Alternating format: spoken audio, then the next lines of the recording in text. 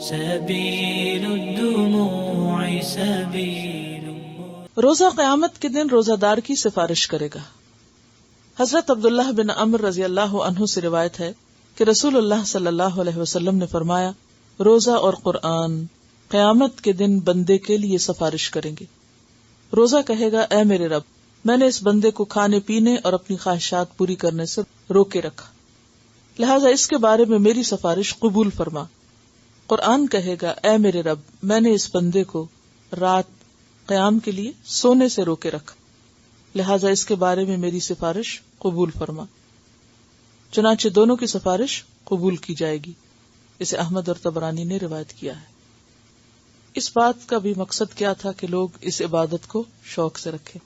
یہ اسلام کی خوبصورتی ہے کہ ایک چیز کو، ایک عبادت کو ہمارے لیے اگر اس نے فرض کیا ہے تو ساتھ اس فرض کو ادا کرنے کا شوق بھی دلایا ہے تاکہ وہ فریضہ ادا کرنا آسان ہو جائے. یہ حکمت ہے اس میں. ورنہ عموماً جب کسی کو کوئی ڈیوٹی دی جاتی ہے تو کیا کہہ کے دی جاتی؟ اگر وہ مشکل سے کر رہا ہے یا نہیں کر پا رہا تو یہ ڈیوٹی از ڈیوٹی، یہ تمہاری ڈیوٹی تمہیں کرنی ہو. کرو گے تو تمہارا اپنا فائدہ، نہیں کرو گے تو نقصان ہوگا، تمہارا ہی ہوگا. لہذا یہ ڈیوٹی ہے، اس لیے اس کو کرو. اسلام نے ہمیں کوئی بھی ڈیوٹی اس طرح کی نہیں دی کہ یہ کہا ہو کہ یہ نماز ہے، تمہارا فرض ہے، تمہاری ڈیوٹی ہے، پڑھ لو. ہم تھکے میں ہیں یا کچھ بھی، یا کوئی نیند آ رہی ہے، یا قرآن پڑھنے کا معاملہ ہے، یا روزے کا.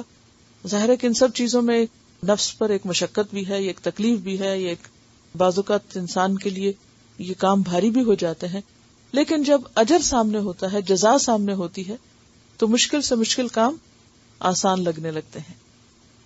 یہی اللہ تعالیٰ کی رحمت اور مہربانی ہے کہ ہمارے فائدے کے لیے ہمیں کام کرنے کو کہا جاتا ہے اور پھر مزید اس پر ثواب اور اس کا فائدہ بتا کے اس کو آسان بھی کر دیا جاتا ہے.